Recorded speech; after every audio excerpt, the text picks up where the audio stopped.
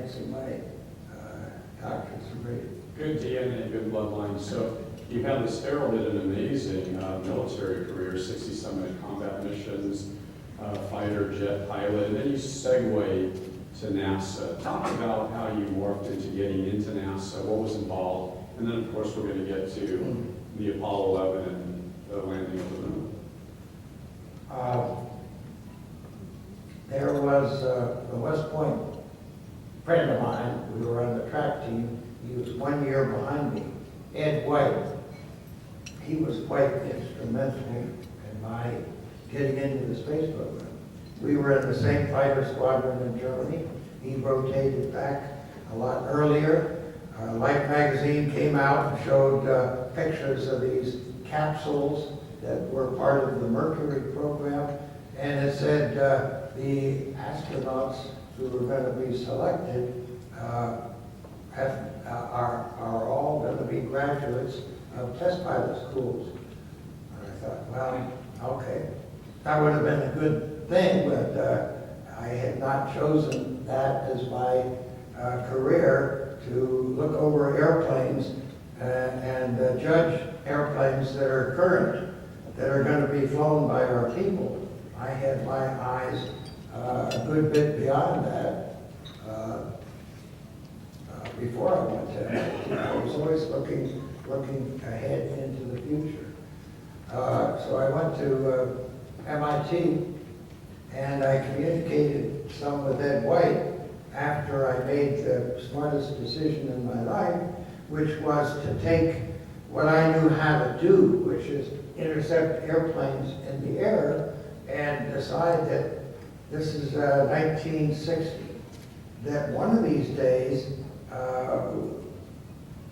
nobody had put anyone in orbit yet, but one of these days we're going to need to join up with somebody who's in an orbit in space, and we're going to have to close and rendezvous with them.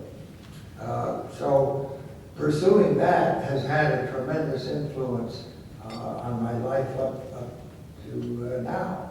And it was an extremely wise decision to become a seat-of-the-pants type rendezvous person with a background at MIT, which is usually pretty nerdy.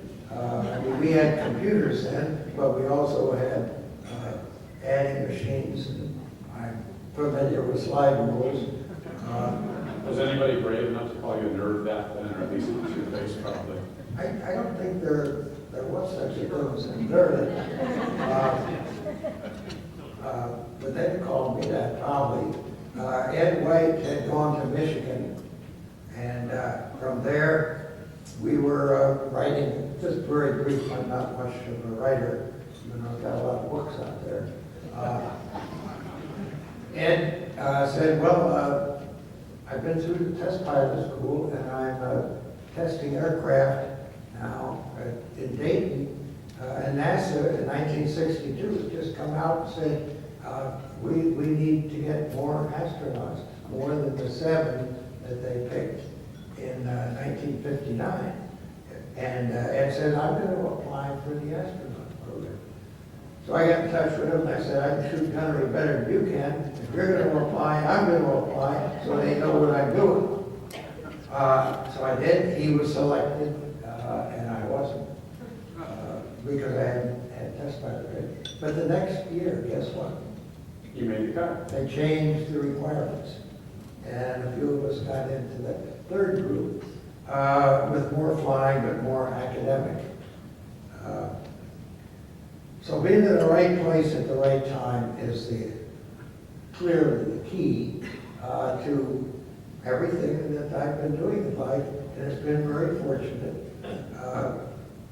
to be able to, most of the time, take advantage of that.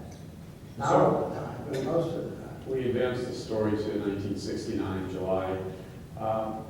There were so many reports of how you were frustrated or upset that you didn't get the first imprint on the moon, that Neil Armstrong took the first step. Was that overhyped, or were you frustrated about that, really? That could be a long answer, but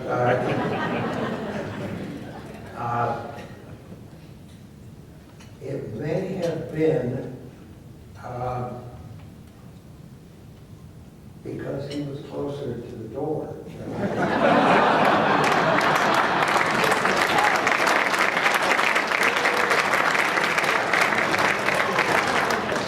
However, he was clearly the commander and probably, in my estimation, the best test pilot that NASA ever put into the astronaut program.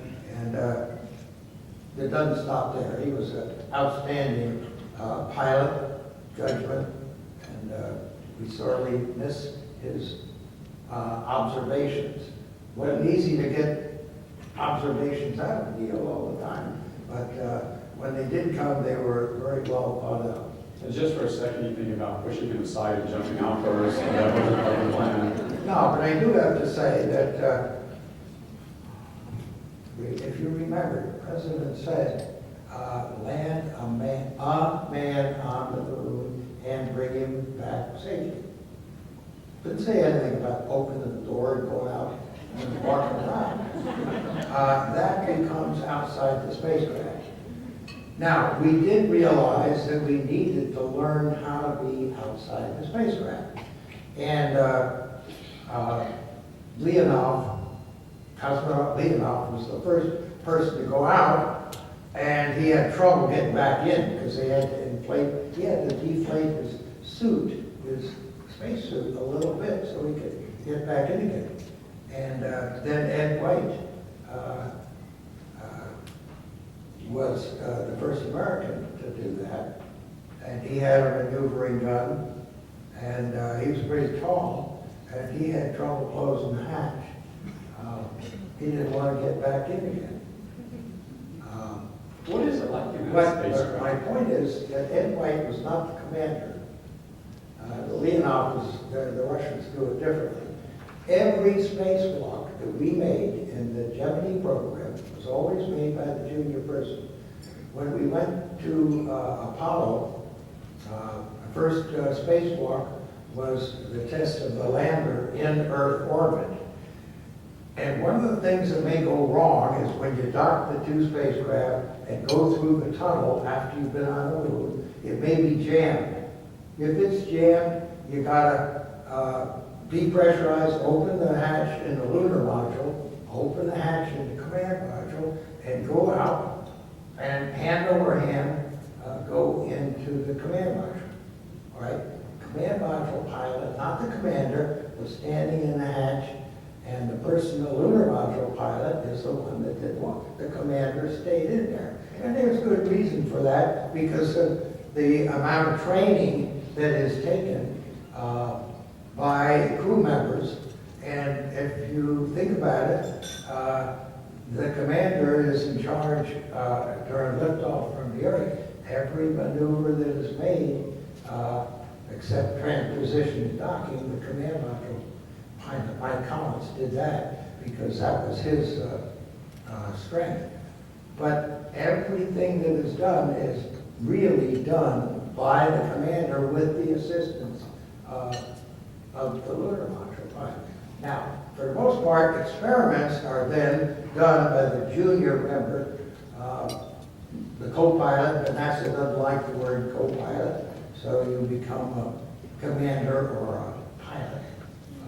So there was every reason to think that early on in Apollo we might land and put one person out to walk around, see what the picture.